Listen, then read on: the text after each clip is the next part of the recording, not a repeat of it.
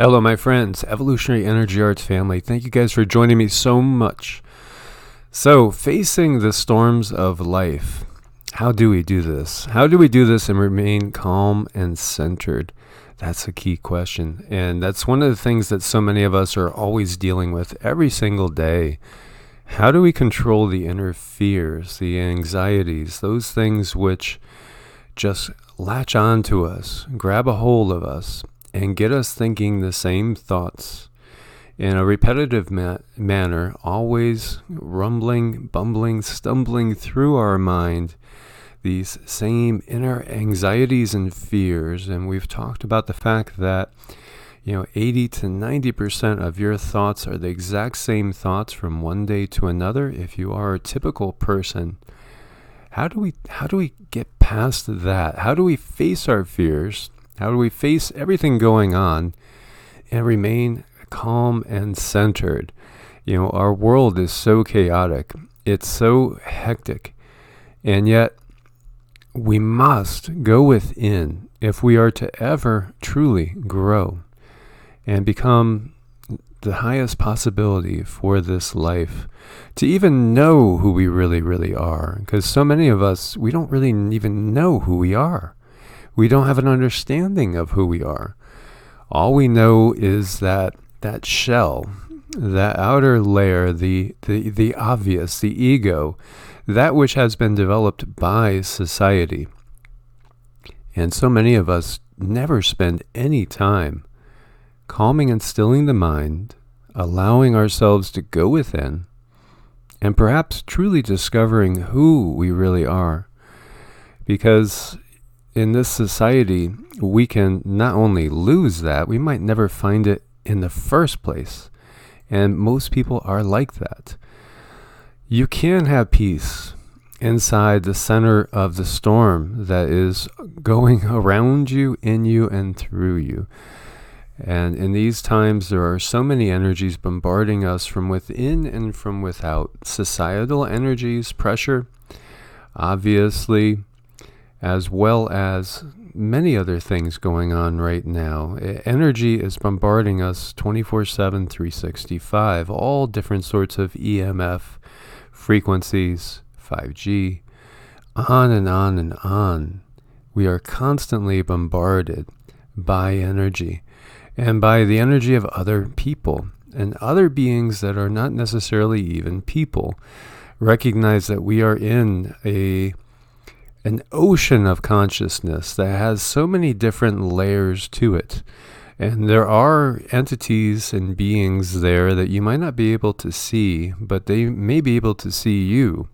And they may be able to use your fear as a way to feed themselves, as a way to support their life. And just like parasites, there are beings like that will latch on to us and drain us of our vitality and cause us to have negative thoughts and negative feelings. This is very real. And, in this modern age, so many things are, thought to be legendary and just fluff or children's bedtime stories to keep children in line. But there is a reality here. And we are multidimensional beings operating on many different dimensions at the same time. Most of us are just going through the motions in a robotic, repetitive type of way.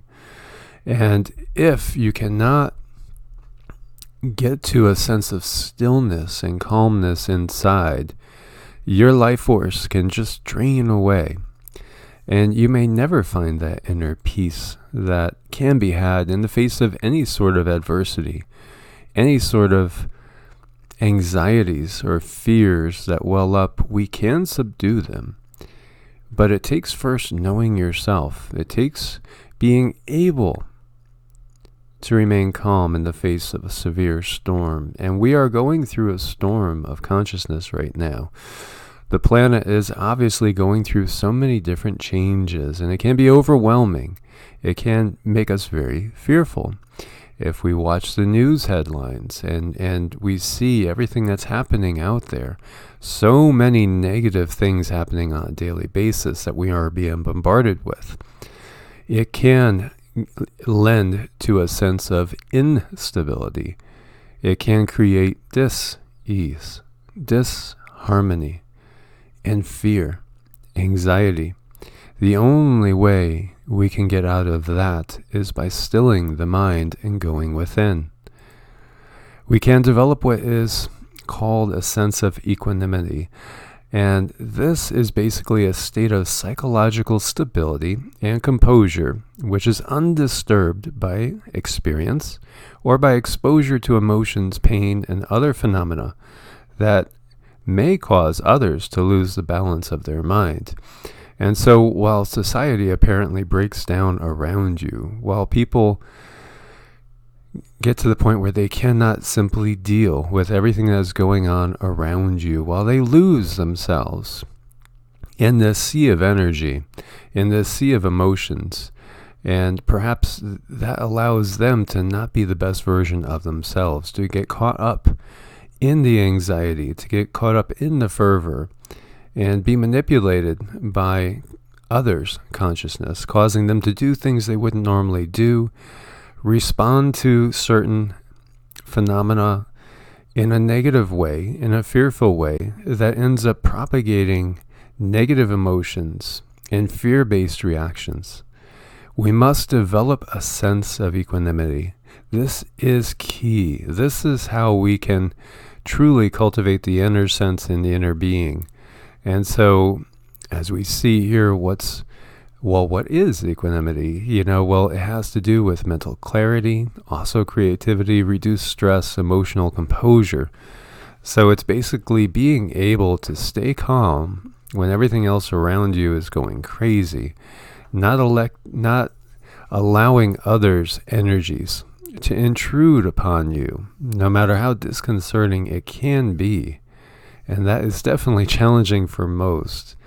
So can you anchor yourself in a place of positivity and solitude, and also build up walls around you where others' emotions and anxieties won't come into you? And so this is a model of mindfulness. And many people say, I can't meditate. My mind always wanders. You see, distraction, then we have a response to the distraction. Anchor, bear attention, and then another distraction will come. It's when we can just simply recognize that there are going to be distractions, and we stop giving them our energies. We pay attention to the stillness and cultivate the stillness within.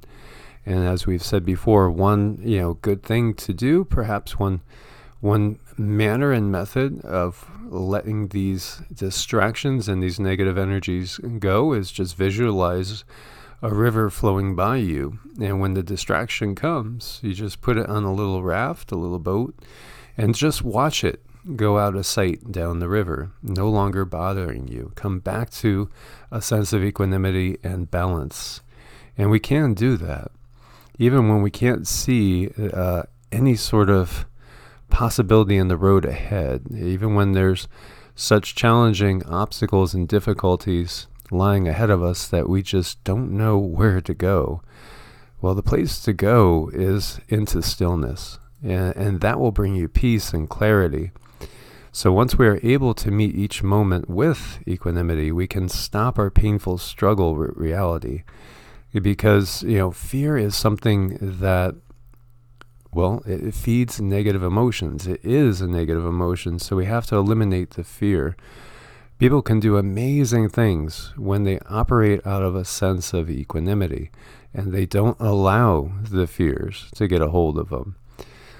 So we must face down our inner demons, our inner fears, and many times these things will come up repetitively on a daily basis. So recognize them. Don't give them energy. Come back to a sense of stillness. See how she is smiling in the face of her fear, which wants to basically create this negative energy that will cavalcade and just spiral downwards into a negative pit of perhaps despair and feeling like there's no hope. Instead, she's just smiling into it, and she has it on a leash. So she's taking total control of this. And again, it all comes from cultivating a sense of stillness and peace, going within. When you realize that you are so much more than the body, it takes a lot of fear away from you. So we have to take the time to practice and cultivate it. And simply put, a modern definition of equanimity is cool. And it refers to one whose mind remains stable and calm in all situations. And this can be in the face of battle, or it can be in the face of just relationships, perhaps with family members, with your boss, with so many things, neighbors, the landlord, it goes on and on. So equanimity makes you imperturbable, and it makes it so that these negative energies can't penetrate and settle in you, and you might have to purge them at first as you cultivate this sense of balance and peace. And again, prioritize yourself and prioritize giving yourself time to find this state of balance and harmony and peace. And again, that might not be an easy thing in this world, but obviously you are the most important thing in your world, so you must cultivate that. And you cannot be any good to others if you do not have this sense of stability in and of and for yourself. So you can't necessarily calm the storm. So we should stop trying to do that. But what we can do is calm ourselves. Again, it's our reactions and how we react to any situation. For eventually the storm will pass. So we must remain calm and still and centered. So my friends, as always, like, share, subscribe. I look forward to your comments. Please share your experiences as well. God bless and namaste.